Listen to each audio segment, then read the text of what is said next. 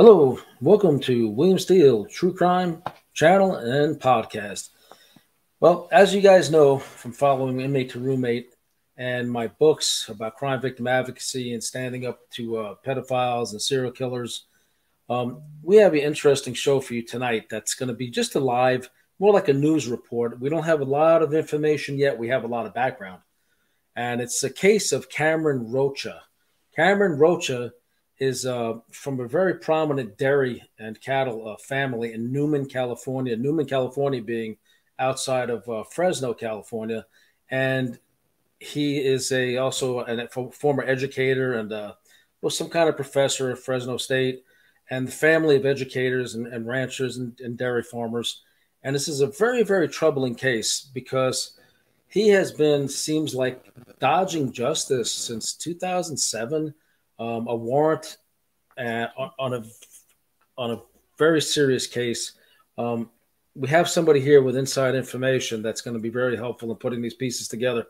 But evidently, he is charged and allegedly has committed a crime of drugging somebody and then raping that individual. Now, the facts are still coming together.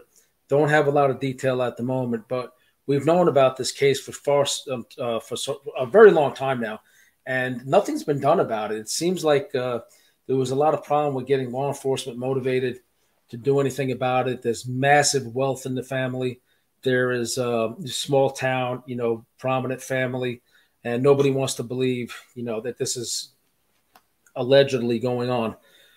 There's also allegations and suspicion that this may implicate a pedophile ring, but we don't know. We're not saying it is concrete fact, but it's not looking good.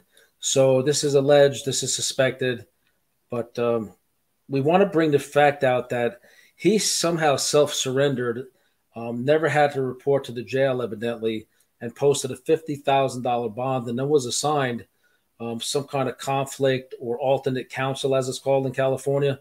It seems like most people that get that are saying they have a conflict with the public defender's office, but they're indigent. And there's evidence to support that this guy's not so indigent. But be that as it may, maybe just a temporary stand-in lawyer for the time being. Cameron had his first appearance / arraignment the other day. And as we listened in, and several other media outlets and organizations that cover true crime and, these types of crimes, conveniently, the WebEx in the Fresno County Court went out. The cameras weren't at the right angle. The audio wasn't correct. You couldn't hear anything. So we were in touch with the court and the court administrators. They assured that this would never happen again. But it's very convenient that this has happened and this person's been able to elude this case for so many years. Anyway, we don't know if he's guilty or innocent. We have reached out to him to give him an opportunity to respond, his friends, his girlfriend, his mother, his father, just to see if they were willing to, in interest of fairness to Cameron Rocha, give him an opportunity for his side to be heard. Perhaps his lawyer's telling him not to speak to anybody. I don't know. But we did reach out. There's several messages left. So we have a very special guest today that has a personal connection to this individual and to this family, and it's very unfortunate because I know it's really affected her life, and I've had to, in my role as crime victim advocate, this is my fiance, and my fiance is indirectly related to Cameron Rocha, unfortunately. So without further ado, I'd like to introduce Dr. Mary Bass. Mary is a forensic accountant. She's a civilian fraud examiner. She is an expert in nonprofits. She is a member of the ACFE in good standing. And she's long time been a crime victim advocate, which is how we met. You guys know I wrote 2 books, one about Robert Durst, one about Ghislaine Maxwell, from the point of view of advocating for the victims and how I believe God brought me through these dangerous situations with these people who I knew many years ago. Mary read one of my books while I was incarcerated, and she said upon reading it, she fell in love, and we reached out, started communicating. One of my best friends was the vice president of NBC television, and she reached out to him, Tom Madden, for public relations representation from Transmedia Group, which is a huge public relations firm in South Florida and Boca, to represent Dave Reinhardt. He's incarcerated in a California prison. He's innocent. He's sitting there. And so Tom said, hey, one of my best friends / client, William Steele, is incarcerated. He writes books, and he's a big crime victim advocate. And he works with people that are wrongfully incarcerated and also works with victims of crimes and tries to solve these various crimes. So Tom introduced us, and we fell in love, and we're engaged. And so she has a personal connection, and it's been heartbreaking hearing the story of her stepfather's suspected murder, Larry Revis. And I will let Mary tell the rest of the story, and I'll be here to support her as she tries to get through this. So, Mary, I'd like to introduce you to my audience. You can say your piece. Thank you for joining us. Thank you for having me, and thank you to your audience for watching this. As Bill said, my name is Mary Bass, and my connection to this particular defendant, Cameron Rocha, is that his mother, Wendy Revis Rocha, is legally my stepsister, unfortunately. I'd just like to point out this case is out of Fresno County, California. The case number is F199000634. It was filed on January 30th of 2019. We had in the chat, they wanted to know the date of the alleged crime. That was March 16th of 2017. The charge is 1 count of rape by use of drugs, which is a felony charge. And Cameron was arraigned last week on this case. And strangely, although we observed the court proceedings very closely, the audio feed from Department 20 of the Fresno County Superior Court was not working. The video feed was not working. The camera was misplaced. And if he did appear personally, seemingly no one saw it. So that's quite irregular. Then again, I'm not entirely surprised that Cameron, as a criminal defendant, would get treated differently than people of lesser means. The Rocha family is a very wealthy family, and unfortunately, based on my personal experience with them and their own admission, not everything they do is so law-abiding, unfortunately.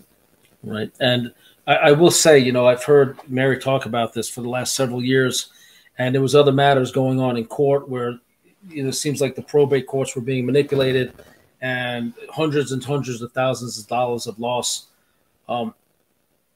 It's just unfortunate that what's going on here, and a lot's going to be coming out more. There's going to be additional litigation, most likely. But so just real quick, Mary, I'd like to just welcome some of our viewers. We have Dr. Scholl, Clear Dr. Scholl. He's a doctor who was entrapped and sent to prison despite being innocent. And so he's a dear friend. I want to say hello to Laura Leone. Hi, Bill, she says. Thank you for joining. And what does that say? Callie Dime? I can't hardly read it. It's Callie Dime. Thank you for joining. And Ray J, you're Atwood's guy, Sean Atwood. We love Sean Atwood. I was on his show twice. And thank you so much for joining. I'm biting at his coattails over here. So we're going to get a regular show going here about 5 days a week. But so Mary's going to continue with this story. Thank you, everybody, that's joining us so far. We're also going to be editing this up. So I don't know that it'll stay on after this, or we're going to edit up, put some images and after the fact and get it up later tonight again. But also in the description, there'll be some legal court documents and additional information where you can find about this particular case of Cameron Rocha. Cameron, if you're watching, you have more than an opportunity to join the chat. Family members. I'm new to this whole situation, but I have seen enough of the evidence to know that this is a very, very big situation that's unfolding in Newman, California right now, and everybody's trying to suppress it out there. To answer Ray's question, Cameron has been a professor of agriculture at Modesto Community College. I'm not entirely clear on his capacity as far as what he did professionally at Fresno State University in California. Seemingly it's going to be related to agriculture, dairy, agribusiness, those topics. Yes, Cameron is a third-generation educator. His father, Richard Rocha, teaches third-grade children with special needs.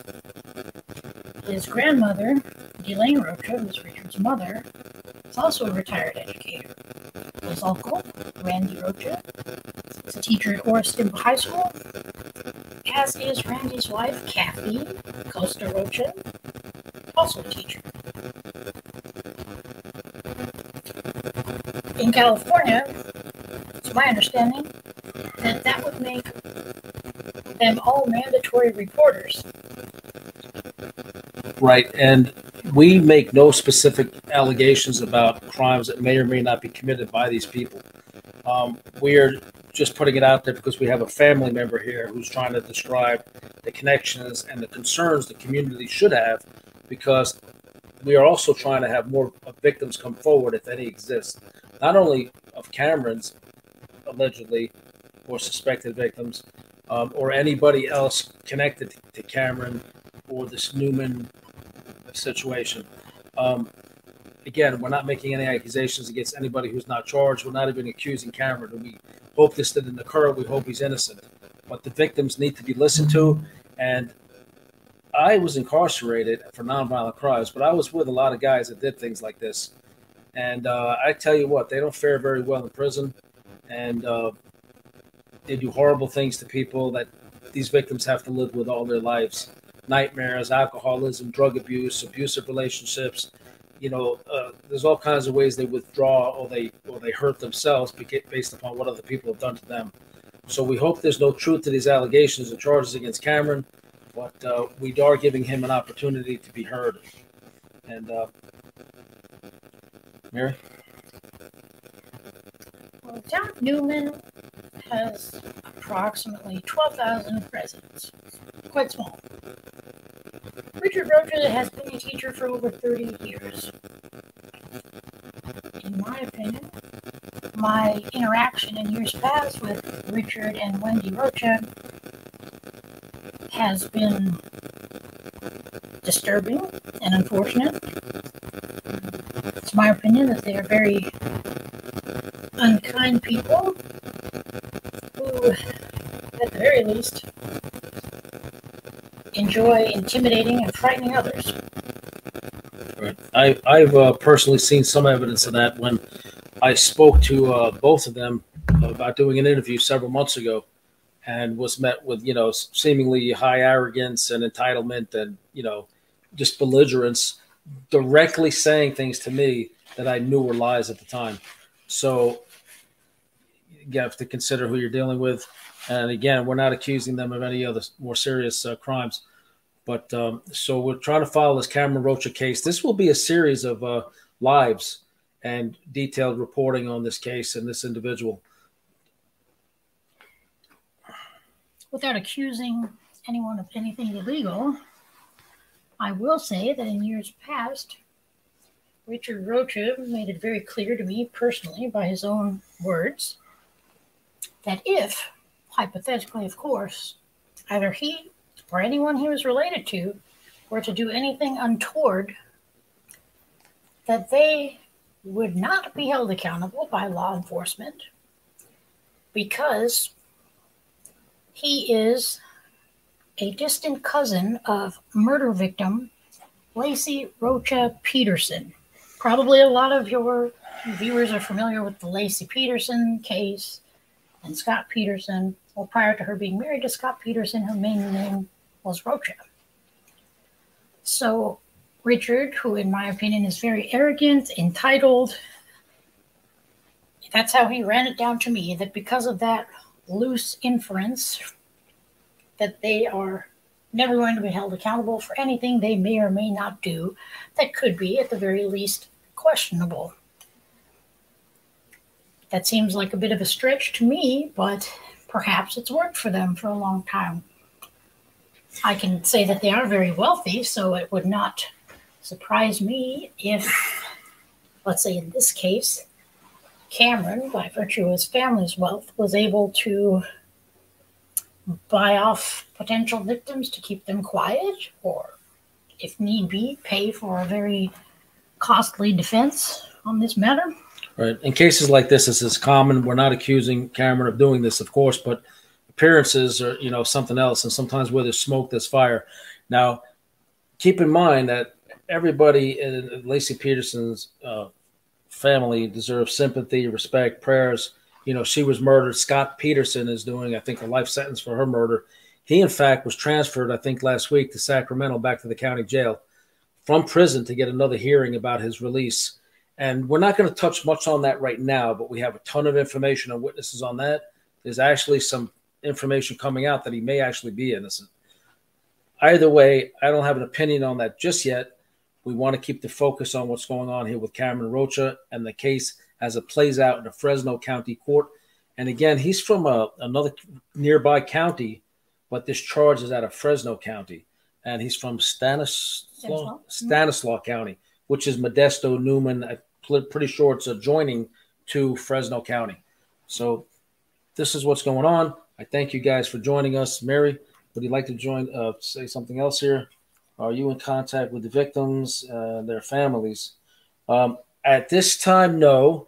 If they want to reach out, they're more than, we would appreciate that. But again, we're not going to put their names out there or their addresses or anything. We're going to respect them. They're allegedly crime victims, and we treat them as such, especially in a sexual abuse allegation.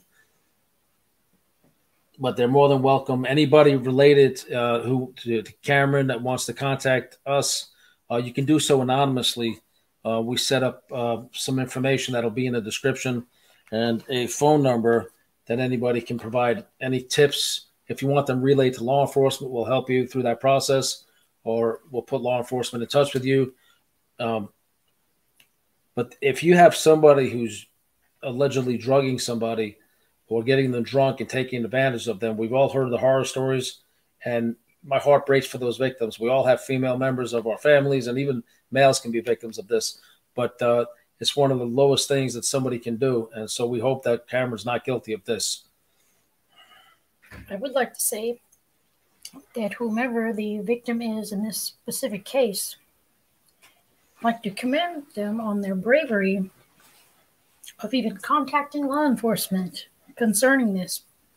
I'm personally very well aware of the heavy hand of the Rochas and just how frightening and intimidating and controlling they can be, in large measure due to their wealth and their historical connections in Central California, including Fresno, California, where both Cameron's parents, Richard and Wendy, are from.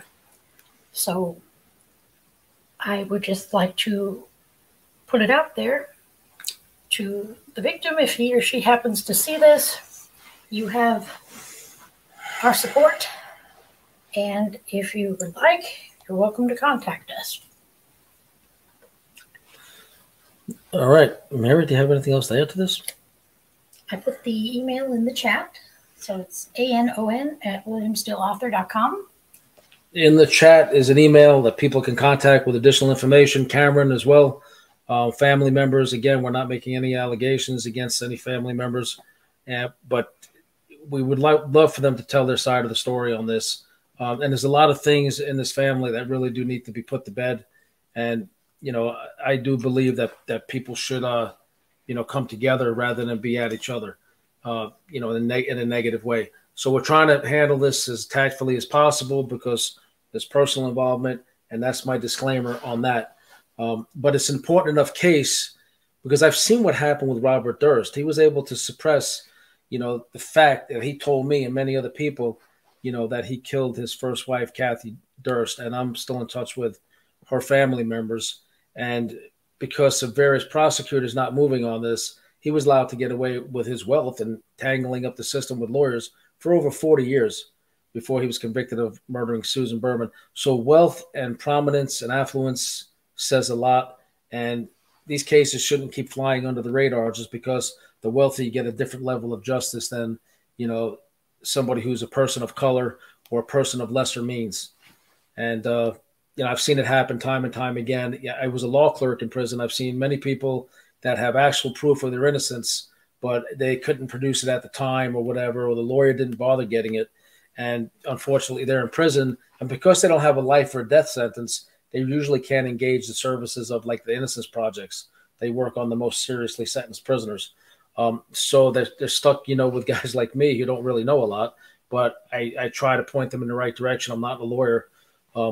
So I've seen cases like this where the super rich are out on the street for years or never face justice, and everybody else is rotting in prison somewhere, Anyway, I just want to raise awareness.